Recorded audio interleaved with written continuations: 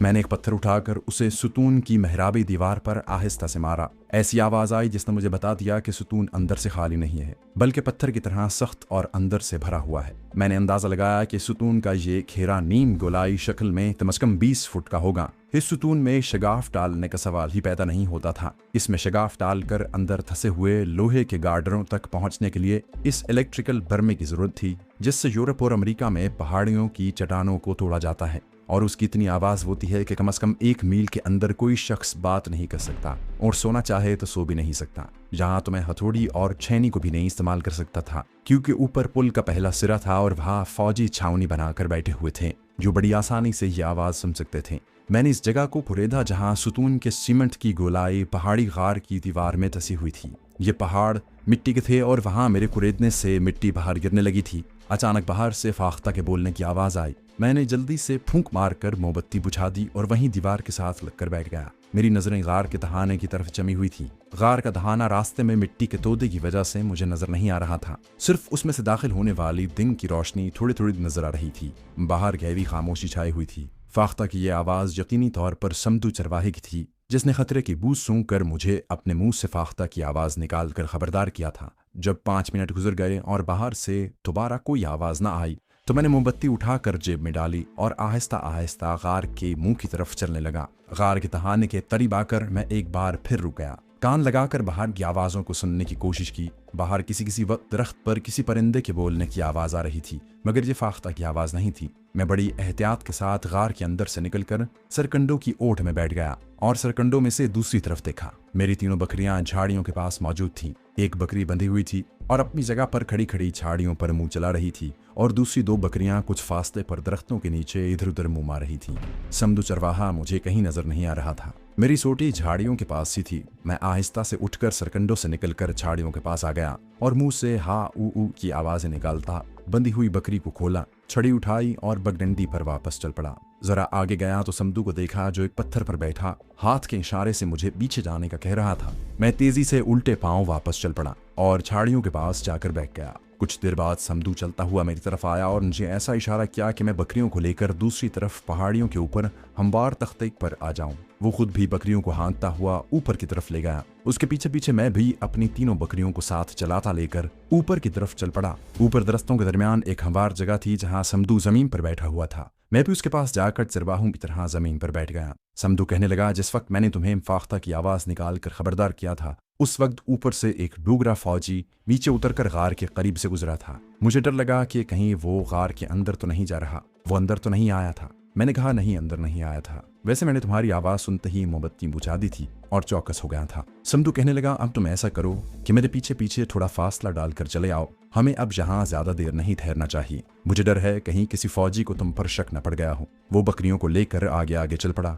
मैंने भी अपनी 3 बकरियों को अपने साथ लिया और समदू के पीछे पीछे चलने लगा। दूसरी तरफ थोड़ी सी उतराई उतरने के बाद दूसरे टीले के दामन में एक जगह दरख्तों में चश्मा बह रहा था। हम वहां आ गए। बकरियां चश्मे में पानी पीने लगी। हमने भी थोड़ा थोड़ा पानी पिया और पत्थरों के पास बैठ गए। समदू ने कहा, थोड़ी देर में इनका तीसरा पहर हो जाएगा। जहां पहाड़ियों में बड़ी जल्दी शाम हो जाती है। सूरज पहाड़ों के पीछे जाता है तो अंधेरा छा जाता है। मैं उसी वक्त बकरियां लेकर घर वापस जाता हूँ। तुम भी अब वापस चले जाओ। क्या तुम्हें वापसी का रास्ता मालूम है? मैंने कहा, मुझे सारे रास्ते याद हो गए हैं। समदू ने पूछा, कोई मतलब की बात मालूम हुई गार के अंदर से?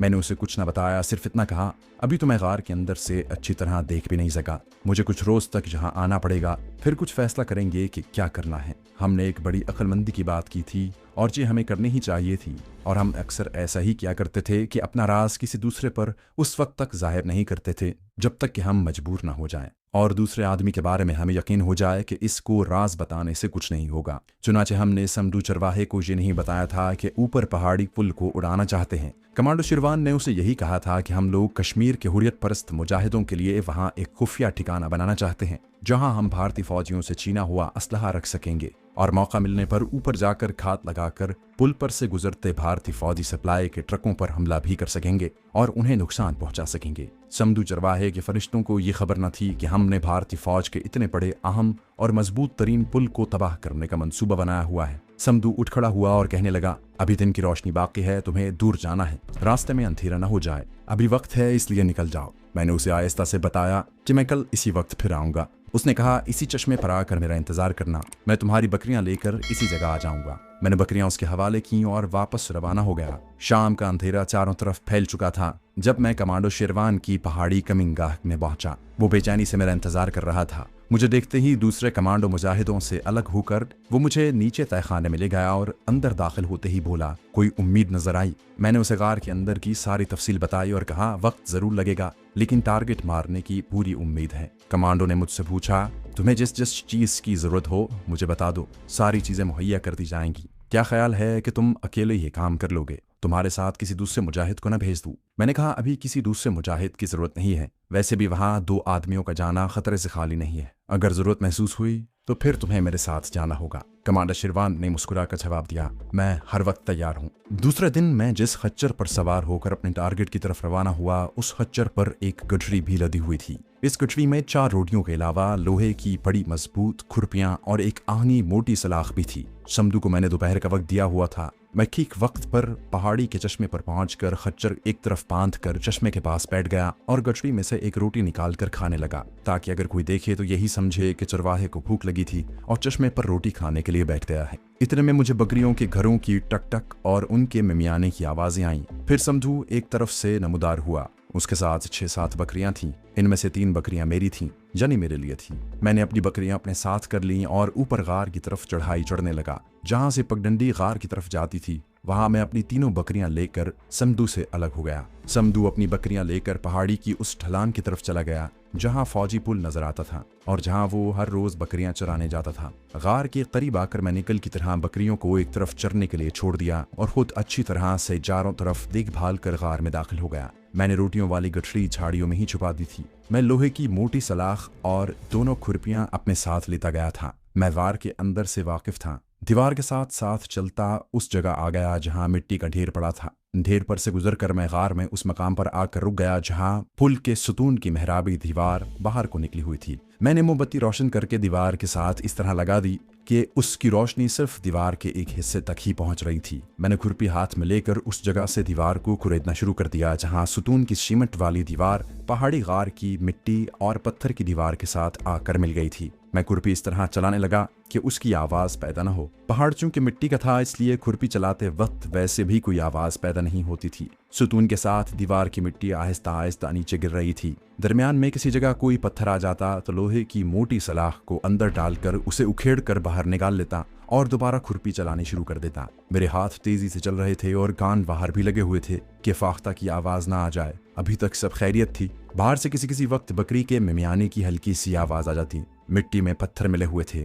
जब कोई पत्थर आ जाता तो मुझे खुरपी की जगह लोहे की सलाख इस्तेमाल करनी पड़ती थी। मैं काफी देर तक अपने काम में लगा रहा। इस दौरान दीवार में कुएं की मेहराबी दीवार के साथ शगाफ पड़ गया था जो आहिस्ता आहिस्ता गहरा होता रहा था। मैं उसी तरह खुरपी चला रहा था कि उसकी कम से कम आवाज पैदा हो। अचानक बाहर से फाख्ता की आवाज आई। मेरे हाथ वहीं रुक गए। मैं दबे पांव चलता गार में जो मिट्टी का तोदा था उसकी ओट में बैठकर गार के दहाने की तरफ देखने लगा। गार के दहाने से दिन की रोशनी अंदर आ रही थी। मुझे बाहर 2 आदमियों की बातें करने की आवाज आने लगी। इनमें एक आवाज समदू चरवाही की थी। लफ्ज समझ में नहीं आ रहे थे। मैं तोदे की दूसरी तरफ से होकर गार के थाने के पास आकर बैठ गया। मैंने सर थोड़ा आगे करके देखा। जहां मैं अपनी 3 बकरियां खुली छोड़ आया था वहां समदू चरवाहे के पास एक भारतीय फौजी खड़ा उससे बातें कर रहा था। वो समदू से कह रहा था कि तुमने इन बकरियों को इधर क्यों छोड़ रखा है? तुम्हें मालूम नहीं कि ये आउट ऑफ बाउंड एरिया है? समदू चरवाहे ने कहा, सूबेदार जी, जानवर अपने आप इधर आ गए हैं। मैं अभी इन्हें यहाँ से ले जाता हूँ। मैं तो खुद इधर नहीं आता जी। ठीक है, इधर से बकरियां ले जाओ और खबरदार इस तरफ मत आना। अच्छा जी, ठीक है सर। और मैंने देखा कि समदू बकरियों को हाँक कर पगडंडी पर दूसरी तरफ ले गया,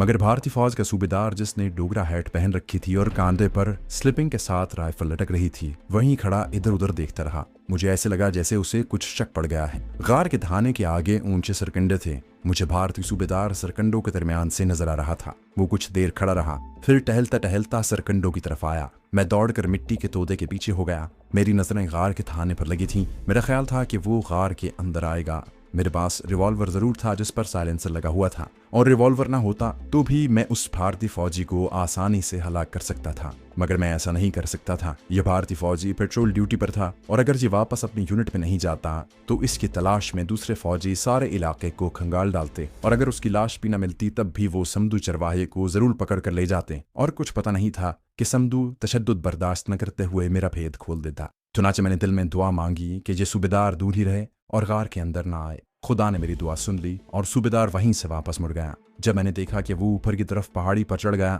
तो मैंने दोबारा दीवार खोदनी शुरू कर दी। मैं दिन ढले तक अपने काम में मसरूफ रहा। जब गार में आती दिन की रोशनी मध्यम पड़ गई तो मैंने खुरपी और लोहे की सलाख और बड़ी खुरपी को वहीं मिट्टी के ढेर में छुपा दिया। बड़ी एहतियात से चलता हुआ गार से बाहर निकल आया। बाहर मेरी बकरियां नहीं थी, बकरियां समदू ले गया था। मैंने झाड़ियों के पास पड़ी हुई अपनी लंबी सोटी उठाई और चरवाहों की तरह दरख्तों और झाड़ियों की तरफ देखता। पगडंडे पर से गुजर कर नीचे चश्मे पर आ गया। चश्मे का पानी पिया, मुंह हाथ धोया और वहीं बैठकर समदू का इंतजार करने लगा। कुछ देर बाद समदू बकरियां हाँकता हुआ आ गया। वो मेरे करीब बैठते हुए बोला, मुझे लगता है कि फौजियों को कुछ शक पड़ गया है, बेहतर है कि तुम कुछ दिन यहाँ ना आओ। मैंने कहा, समदू भाई, जो तुम्हारा ख्याल है, मैंने तुम्हें भारतीय फौजी से बातें करते भी देख लिया था और तुम दोनों की बातें भी सुनी थी। मेरे ख्याल में तशवीश की कोई बात नहीं है। अगर खतरे की बात होती तो मैं अपने आप यहाँ से गायब हो जाता। समदू खामोश रहा। मैं सूरज गुरूब होने के बाद कमांडो शिरवान की कमीनगाह में वापस आ गया। सारी बात बताई। वो बोला, समदू बेचारे को डर लगा है कि कहीं उस पर कोई मुसीबत ना आ जाए। मेरा मशवरा है कि तुम उसको बताए बगैर गार में जाना शुरू कर दो।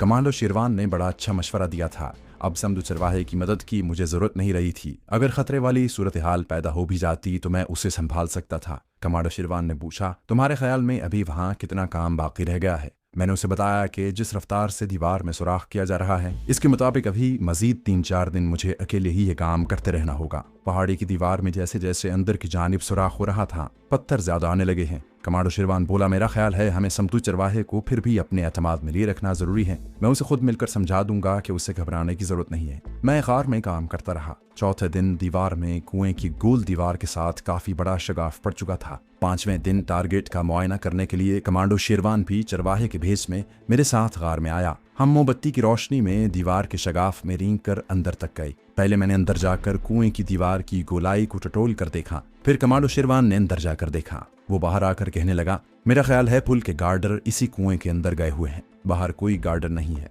मैंने कहा, इंजीनियरिंग का नुक्ता नजर से इस कुएं के साथ नीचे की जानिब दूसरे कुएं का होना लाजमी है। हमारा टारगेट दूसरे कुएं के गार्डर है। कमांडो शिरवान कुछ मायूस नजर आ रहा था। मैंने उसे कहा, तुम मुझे सिर्फ 2-3 दिन दे दो, मुझे यकीन है कि चौथे रोज मैं अपने टारगेट पर पहुंच जाऊंगा। कमांडो शिरवान खामोश रहा। अगले रोज मैं अकेला ही गार में आया। समदू चरवाहे को मैंने थोड़ा बहुत हौसला जरूर दिया था कि वो फिक्र ना करे, लेकिन वो फिक्रमंद लग रहा था। मैंने अपने काम की रफ्तार तेज कर दी। 5वें दिन मैंने दीवार में इतना शगाफ डाल दिया था कि मैं रेंगने की बजाय घुटनों के बल शगाफ के अंदर जा सकता था। 5वें ही दिन तीसरे पहर में दीवार में खुरपी से मिट्टी खोच रहा था कि खुरपी दीवार में लोहे से टकराई। पहले तो मैं समझा कि यह पत्थर की कोई सिल है। जब मिट्टी हटाई तो मोमबत्ती की रोशनी में मुझे गार्डर का एक पांव नजर आया। ये लोहे का एंगल था जो ऊपर से आता हुआ नीचे चला गया था। मैंने जल्दी जल्दी नीचे से मिट्टी हटानी शुरू कर दी। नीचे से दूसरे कुएं का गोल थड़ा नमूदार हुआ। मेरा अंदाजा बिल्कुल दुरुस्त साबित हुआ था। इस कुएं में पुल के दूसरे पांव धंसे हुए थे। ये 4-4 गार्डरों का एक आहनी सुतून था जो तिरछा होकर कुएं में उतर गया था। मुझे इन्हीं गार्डरों की तलाश थी। उस रोज जब मैंने खुफिया कमीनगाह में जाकर वापस कमांडो शिरवान को ये खुशखबरी सुनाई तो उसके चेहरे पर इस मिशन के सिलसिले में जो मायूसी थी वो एकदम दूर हो गई। उसने मेरा हाथ पकड़कर दबाते हुए कहा, इसका मतलब है कि हम टारगेट मार लेंगे। मैंने कहा, इंशाल्लाह। अब हमारे मिशन का दूसरा एक्शन शुरू होगा। दूसरे रोज कमांडो शिरवान मेरे साथ गार में गया। मोमबत्ती की रोशनी में उसने भी शगाफ के अंदर जाकर लोहे के गार्डरों को देखा तो खुश होकर बोला, ये पुल का दूसरा पांव है। असल में यही पुल के इस सिरे की बुनियाद है। अगर ये ना होता तो पुल एक तरफ से नीचे नाले में गिर पड़ेगा और हम यही चाहते हैं। मैंने कमांडो से कहा, हम डायनामाइट की स्टिकें और दूसरी जरूरी सामान गार में लाकर रख देना चाहिए। ये काम आज रात को ही हम शुरू कर देंगे। उस रात आसमान पर बादल छा रहे थे। आधी रात को जब मैं और कमांडो शिरवान बारूद की स्टिकें, डेटोनेटर और बिजली के तारों की गठरी खच्चर पर लाद कर टारगेट की तरफ रवाना हुए तो बिजली चमकने लगी थी और हल्की बूंदाबांदी शुरू हो गई थी। हम हस्बे मामूल चरवाहों के भेस में थे